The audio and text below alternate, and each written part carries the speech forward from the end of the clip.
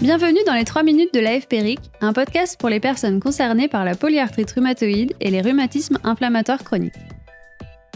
Dans chaque épisode, des infos, astuces et conseils qui vont à l'essentiel. Aujourd'hui, dans notre série Les atteintes pulmonaires dans la polyarthrite rhumatoïde, nous accueillons le Dr Claire-Lynne Dupin, pneumologue à l'hôpital Bichat à Paris.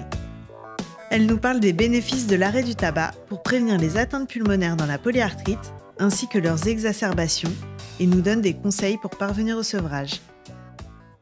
Dans le cadre de mon exercice de pneumologue, je reçois fréquemment des patients atteints de pneumopathie interstitielle diffuse ou de fibrose, qui est un terme que les patients connaissent parfois plus, associé à leur polyarthrite rhumatoïde. Quand on a une polyarthrite rhumatoïde, on peut aussi avoir d'autres atteintes du poumon qui touchent la plèvre, l'enveloppe du poumon. On peut avoir du liquide autour du poumon, ce qu'on appelle une pleurésie rhumatoïde.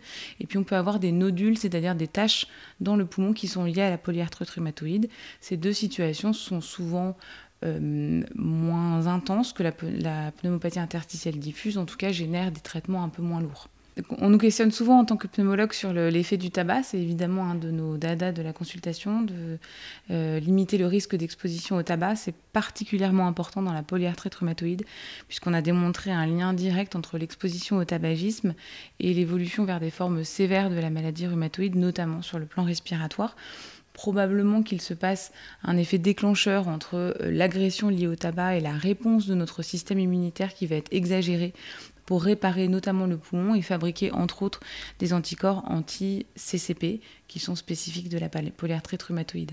L'autre chose, c'est qu'il a été démontré que certains traitements utilisés dans le cadre de la polyarthrite rhumatoïde, des médicaments immunosuppresseurs, ont une efficacité qui va être diminuée par la persistance du tabac. Donc on peut avoir un bénéfice sur un traitement plus efficace en arrêtant de fumer, et puis on va surtout limiter le risque d'apparition d'autres maladies.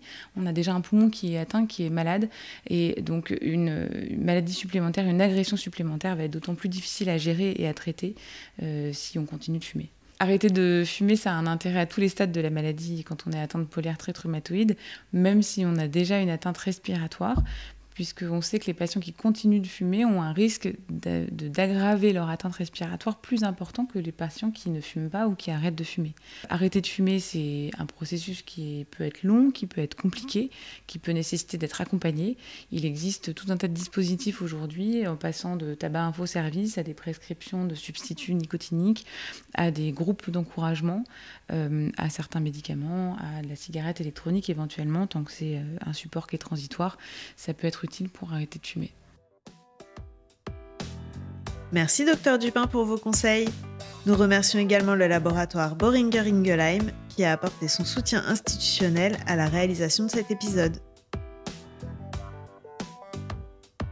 Ça vous a plu ?